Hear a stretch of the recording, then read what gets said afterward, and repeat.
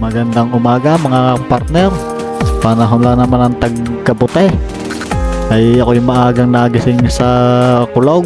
Ay aking naalala yung itinuro sa akin ng mamay na sibula ng kabute din sa may ilalim ng manggahan. Ay nung ako'y magpuntay aring garning kabuting maliliit ang ay nakita ay ang tawag sa amin din sa garne ay kabuting manok. Pero ari naman ni nakakain. Ari yung mga pangunahing kabuti din sa amin kumbaga yung unang sibol.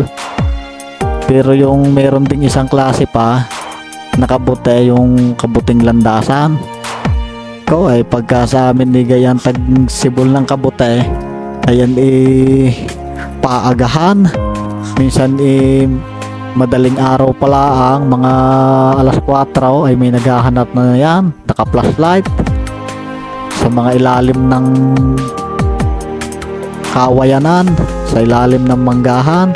Talaga namang yan paagahan at pagkikita ng halay ay di wala ka nang makikita. Pero may kasabihan din sa amin na yan daw kabutay, ayan daw may sa tagabulag yan gayang kabutay na kahit yung madaan ay hindi mo makikita.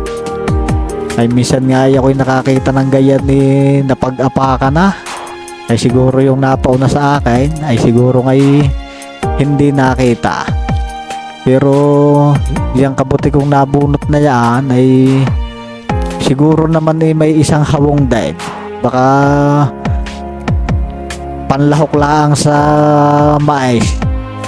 Pero ano ga mga kapartner sa inyo ang tawag sa gayang klase ng kabutay? At kung yung bagay kinakain din sa inyo yung kabuting yan.